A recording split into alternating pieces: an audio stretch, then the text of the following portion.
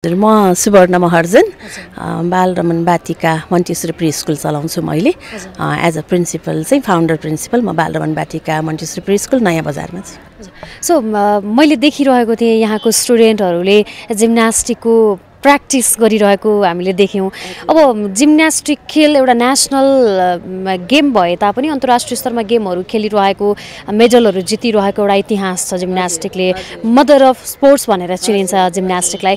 तर दिनानुदिन अब प्लेयरहरू बाहिर गइरहेका छन् होइन, विदेश पलायन भइरहेका छन्, नेपालमा सुरक्षित छैन भनेर उनीहरूले बताइरहेका छन्। तपाईँहरूले आफ्नो स्टुडेन्टहरूलाई यो क्षेत्रमा ल्याउन अब एक त खेलाडीहरू उत्पादन त हुने नै भए, केले आकर्षण बढ्यो यहाँलाई जिम्नास्टिक प्रति?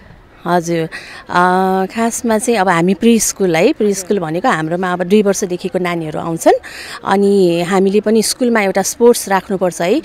बच्चाहरूको सर्वाङ्गीण विकासलाई हेरेर हामीले काम गरेर हुन्छौँ भने त्यसमा चाहिँ एउटा फिजिकललाई पनि होइन हेर्नुपर्छ भन्ने हिसाबले चाहिँ स्कुलमै रेगुलर एउटा स्पोर्ट्स क्लास राख्ने प्लान हुँदाखेरि चाहिँ आजभन्दा 10-12 वर्ष अगाडिदेखि मैले स्कुल चलाउँदै आएको। त्यति बेलादेखि नै मैले चाहिँ स्पोर्ट्स के राख्ने त सानो बच्चालाई भनेर यसो रिसर्च गर्ने बेलामा चाहिँ मलाई जिम्नास्टिक नै मन पर्यो। जिम्नास्टिक चाहिँ सानैदेखि जिम्नास्टिकमा बच्चालाई ट्रेन गर्न सक्यौँ भने चाहिँ भोलि गएर बच्चाहरूले चाहिँ आफ्नो फिल्ड अरू स्पोर्ट्सहरूमा जान पनि राम्रो हुने रहेछ भनेर थाहा पाएँ कि मैले चाहिँ त्यो चाहिँ एउटा बेस रहेछ होइन। बेस बन्यो भने चाहिँ पछि विभिन्न स्पोर्ट्समा आफ्नो इच्छाअनुसार जान सकिन्छ भनेर मैले चाहिँ आफ्नो स्कुलमा जिम्नास्टिक नै राख्दै आएको धेरै नै भयो।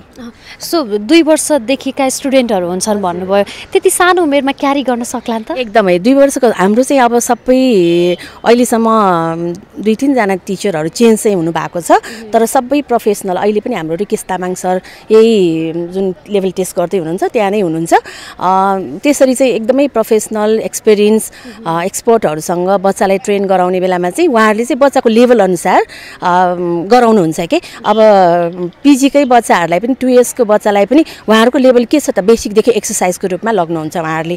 अहिले आज ल्याएको बच्चाहरू चाहिँ हाम्रो 4 वर्ष 5 वर्ष एलकेजी र युकेजीको छ, तर हेर्नुहुन्छ नि तपाईँहरूले एकदमै राम्रो भइसक्यो, उहाँहरू ट्रेन भइसक्यो कि 2 वर्षको उसमा चाहिँ।